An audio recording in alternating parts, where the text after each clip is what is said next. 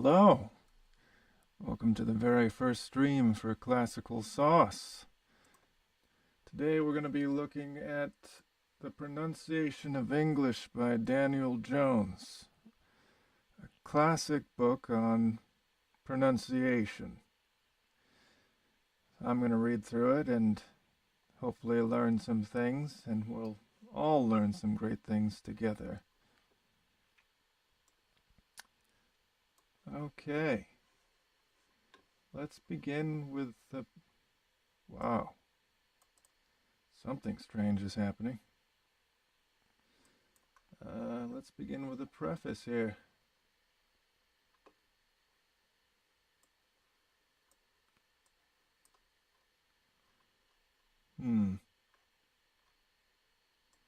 Maybe not. There we go.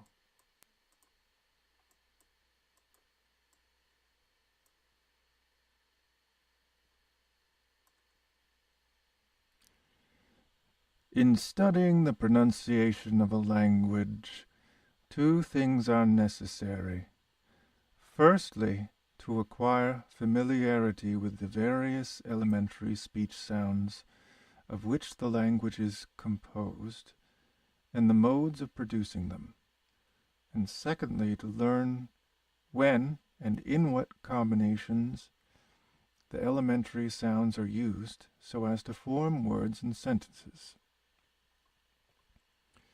This book is accordingly divided into two parts. Part 1, dealing with phonetics proper, that is the analysis and classification of the elementary speech sounds of the English language. Part 2, consisting of phonetic transcriptions of passages selected from well-known English authors. In Part 1, standard Southern English pronunciation is dealt with in detail, and the principal varieties of pronunciation heard in London and elsewhere are described. Part 2 contains specimens of various kinds of pronunciation and is divided into 5 sections. Sections 1, 2, and 3 contain transcriptions of average standard English, illustrating the careful conversational, the rapid conversational, and what? At the edge of my seat.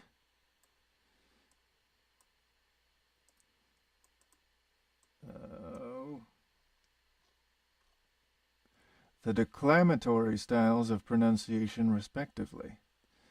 Section 4 contains transcriptions of actual... Okay.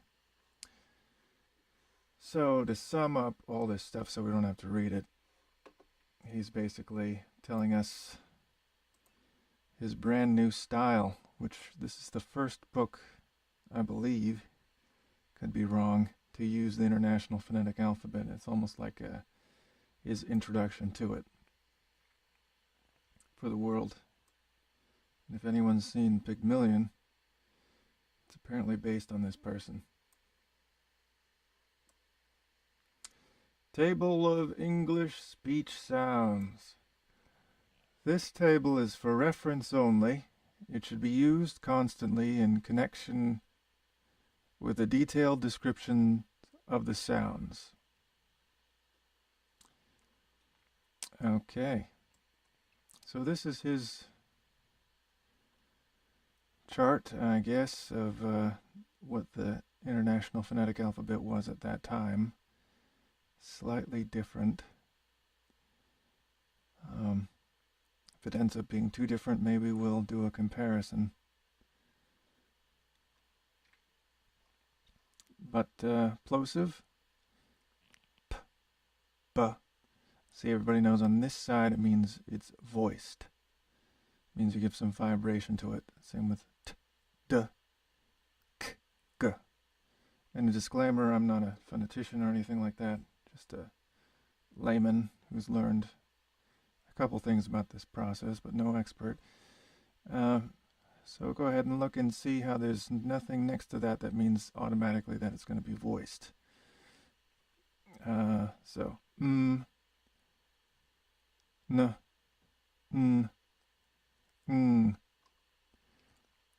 So let's take a look up here. Dental, meaning it's against the upper ridge of that mouth, close to the teeth basically. Velar, the back of the tongue, close to the back of your mouth. G.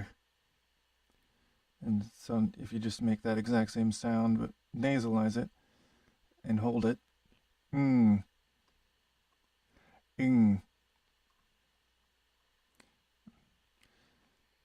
Pretend I know what I'm doing.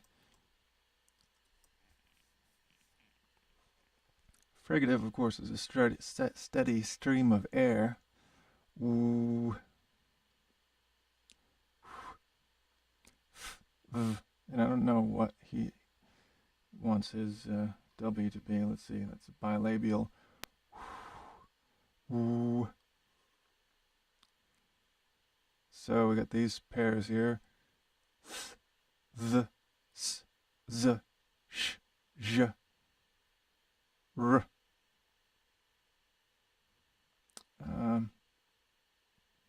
His upside down R. I think that's the same as it currently is, which is just fricative R in the dental. R. J is palatal. Means you bring both the palates together. Tongue staying basically neutral. E. In case anybody doesn't know what the palate is, that's the roof of your mouth. The hard and soft palate. The hard one is the one that feels hard when you put your tongue against it. Very ridgy and can make lots of sounds echo. And the soft is the same idea. This is all me trying to remember this after not thinking about it for quite a while. Yeah.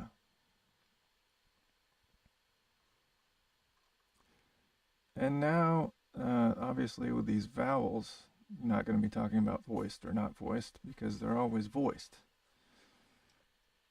Oh yeah, did I skip this one? So glottal, I'm sure you're all familiar with how to make a sound. Basically, it's coming from up your throat. The glottis is what's compressing to make that. You feel it down here when you compress it just barely. Okay. So I don't know what his oo sounds are, but that's what those usually are. It's probably the short oo and the long oo, I would assume. Ooh. Ooh. That was backwards. That's short. No, that's long. Okay, yeah. Because this thing, I believe, is him saying it's long. Half closed. Oh. Oh yeah, in case anybody wants to know. Closed, half open, open. So ooh is a very closed. Ooh. Ooh. To a little bit more open, you get the, as in the jaw is more open. Ooh. Half open. Nothing here. Oh. Oh.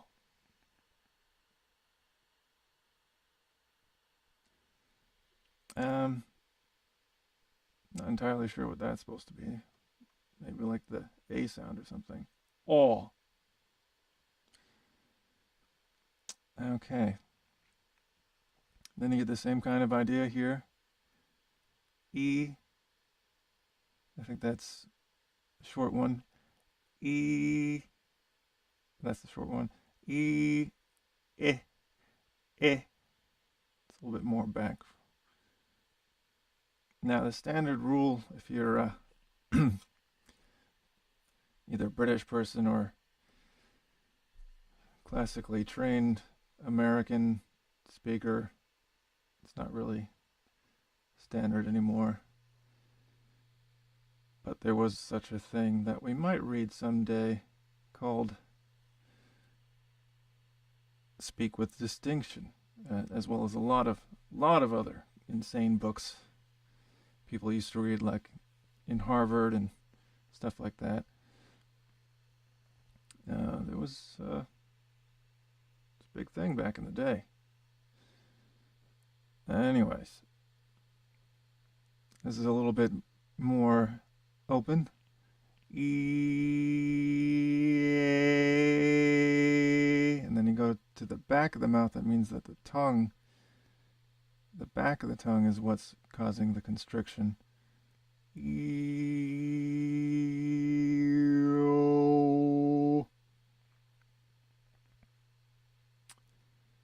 Oh, yeah, that's right.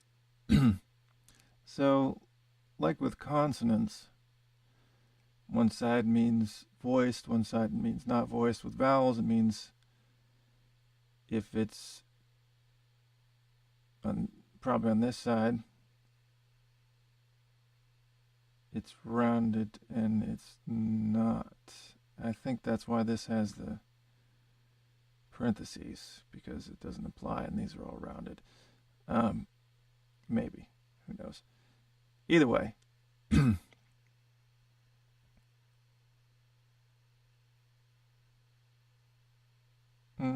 Never mind, that doesn't apply here.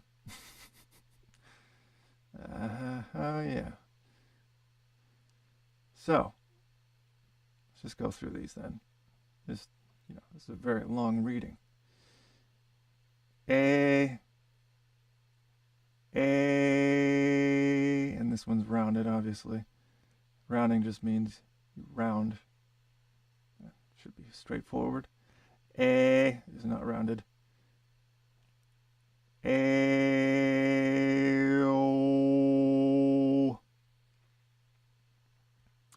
This blob, who knows what that's supposed to be. We have the I think that's supposed to be like a long schwa. The schwa is just the middle of your tongue, neutral. And then if you get that, that's basically a schwa, but more toward the back of your mouth. So you take middle, ah, hard. Now, moving down, that's your ah. Need some water. Ah.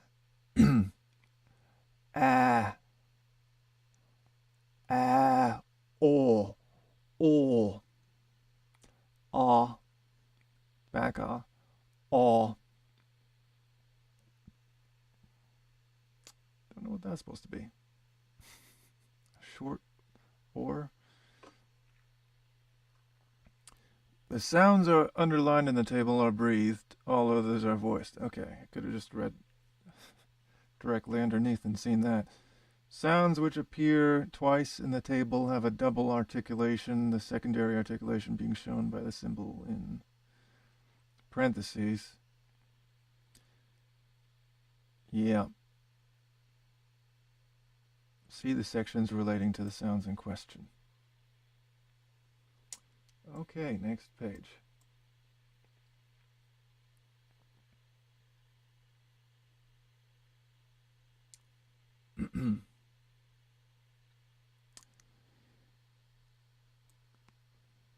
So, aw, heard in father. That's smudge means something. Ow, as in cow. I, as in fly. A, as in cab.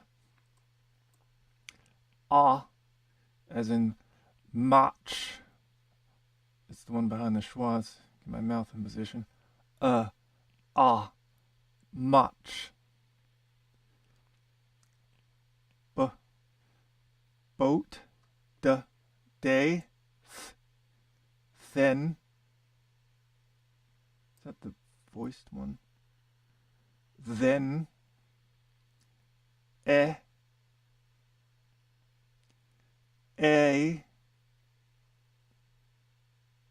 oh, that's a, this one's a little bit lower,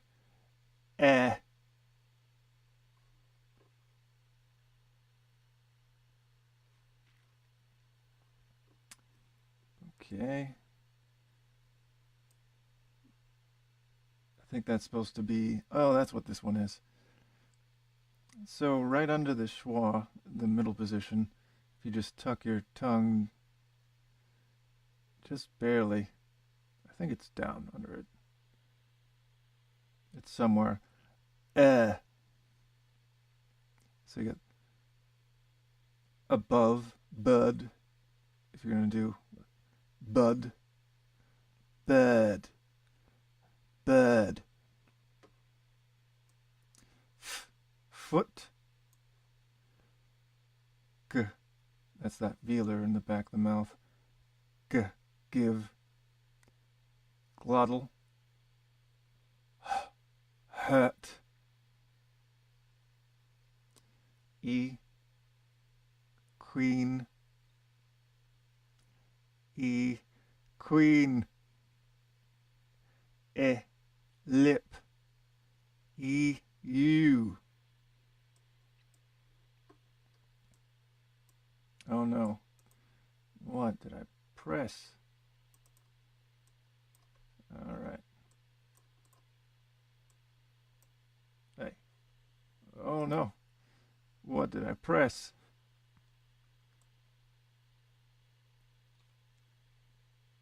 Okay, we're still going here. Another velar. This is non-voiced.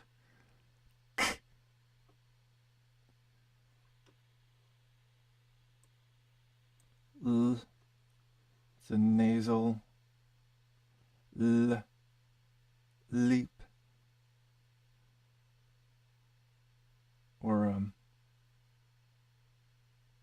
whatever the other word is. Mm.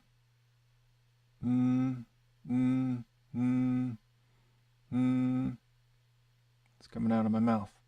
Nose, I mean. Nasal. N. New. Remember that semi. It's called a semivowel. The J is the palatal. E. New. Remember this one? Nasal. Velar. I'm forgetting all my terms now. Song. And notice how you don't want to pop at the end of that. That's very common, but I'm sure he'll go over this in this book. You don't want to pop that. O. So low. He's saying it's L-O. L-O. O. Okay, so this one is nowadays shown as A symbol backwards. It's jaw all the way down and then rounded in the back, with the back of the tongue being used. Soul. This one is just above that and rounded. Long. Long. P. Not voiced, obviously, for p. Now, I don't know if, because usually that means it's tapped, but right. That was more trill, but in context, one can see that. S. Sun. Sun. So that's that ah sound that right behind the schwa again. Show. Not voiced. T. T. To. Th. Th. Thin. Ooh. Food. Good. Good. V. Voiced. Vow. See, very interesting diphthongs and British stuff. Ow. Well, we have that too. Wine. Zeal. J. So, remember this one? Sh. This is going to be down here. J. That's just the voiced version of that. Oh, we have some more information. It means the following syllable is stressed. Okay, he's giving us stress marks on these examples, which I just barely started looking at. Placed under a consonant symbol, as in n, l, means that the consonant is syllabic. Yep, it is not usually necessary to insert this mark. So it lets you know where the syllable is, basically. The foregoing, and if I get something wrong and somebody notices, I'm sorry. This is not a masterclass, this is just a reading of a book. But I'll do my best. The foregoing symbols are those used in the transcription of ordinary standard English. The following are required in exceptional cases for indicating variations from the normal pronunciation. Okay?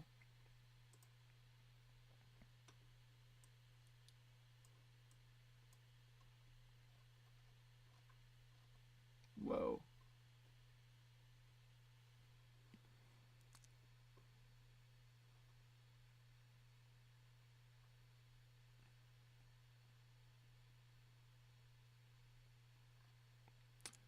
Vowel intermediate between A and A, half front tensed. Okay, so we've gone over these things, I think. Oh no, these are symbols saying... We have symbols for all of these in the standard International Phonetic Alphabet. So these are the complicated versions of that. I'll probably reference back to it because I'm not going to remember it.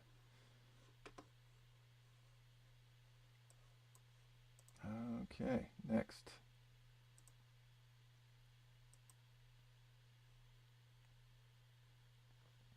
Hey. This must be the first chapter. That does make it really hard to read if it's in cursive like that. The first requisite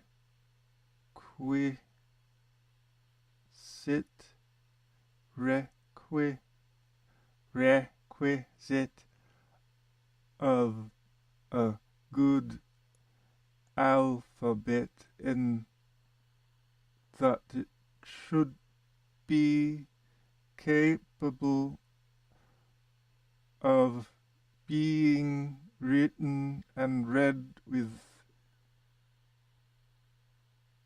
each, and it's really hard to say, written with moderate quickness. Cool. How about being read with extreme slowness? Because that's what's going to happen when it's cursive of phonetic symbols. That's just crazy. No, it does look pretty slick. Standard pronunciation. No two persons pronounce exactly alike. The differences may arise from a variety of causes, such as locality, early influences, social surroundings, individual peculiarities, and the like. For the purposes of the present book, it is necessary to set up a standard, and the standard selected is that which forms the nearest approximation, according to the judgment of the writer, the general usage of educated people in London and the neighbourhood. Where such usage varies, the style adopted by the majority will be preferred. But here it must be noticed that even the best speakers commonly use more than one style. There is the rapid colloquial style of sounding shitty like this, and the formal oratorical style, and there are many shades between the two extremes. For our standard pronunciation, we shall adopt part 1 of this book, an intermediate style, which may be termed the careful conversational style.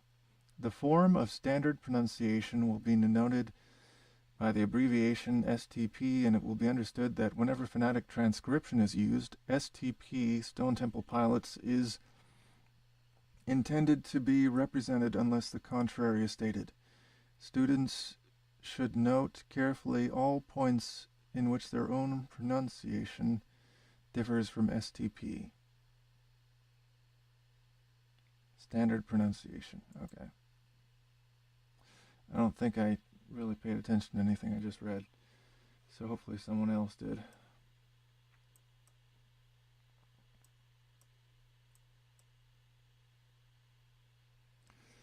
Okay, now we're getting into some knowledge. Phonetics. Organs of speech. The first essential for the student of phonetics is to have a clear idea of the structure and functions of the various parts of the organs of speech. Those who have not already done so should make a thorough examination inside of their mouth by means of a hand-looking glass. The best way of doing this is to stand with the back to the light and to hold the looking glass in such a position that it reflects the light into the mouth, and at the same time enables the observer to see the interior thus illuminated. It is not difficult to find the right position for the glass. The following diagram shows all that is required for the purposes of this book. Go ahead and take a look at that. So, now that you've had a chance to take a look, let's see. Remember I was talking about the glottis. That's not here. Gullet is what that says, food passage. Where... It doesn't have it. Okay. Alright. So you got the blade of the tongue, back of the tongue. Let's find B. Oh, that's the back. That's the part that raises when you're doing back vowels. Blade of the tongue, very front. You want to keep that blade down, which I'm not doing because I'm an American. Blade of the tongue behind the front teeth. If you do that, except when you're raising to do consonants, of course, but you can actually use your jaw to propel that so you barely have to lift it. Okay, front of the tongue. Front is the part that you want to make your front vowels with, not the blade. So you don't want to stick it up out of your mouth. You want to keep your tongue down, and you use this part, the first part of your tongue, that can actually make a shape once you have it down under your teeth. Okay. Upper gums, very important to know. Except not. I mean, maybe it is if you're a phonetician. I don't know anything. Gullet, hard palate. Oh, look, that's the hard palate I was talking about right here. Gullet. Oh, gums. Okay. Soft palates back here. Very soft, I can tell. Yep. I remember from somewhere, it could be complete trash, but that the hard palate's the best place to aim your sound at. the breath because it resonates. So we'll just pretend that that's real. Lips, no one's heard of those before.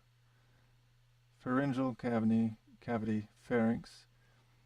You know, there's some really weird vowels where I think you point your tongue at that. It could be the back of the tongue or the front.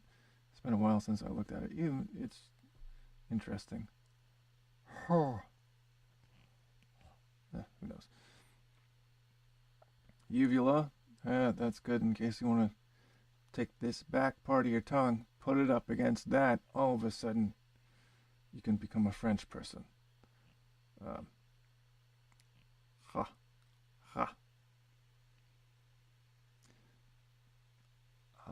Position of the vocal cords. Oh yeah, that's your vocal cords right there. Those are important. No, I don't know why. I'm sure somebody knows why that's important. But I have so much more to learn. That's why we're reading this book. The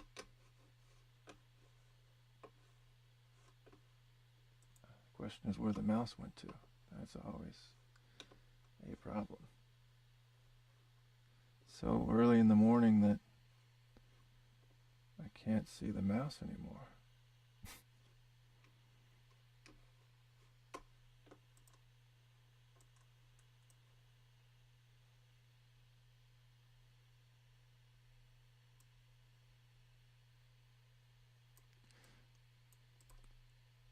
You've seen my background now.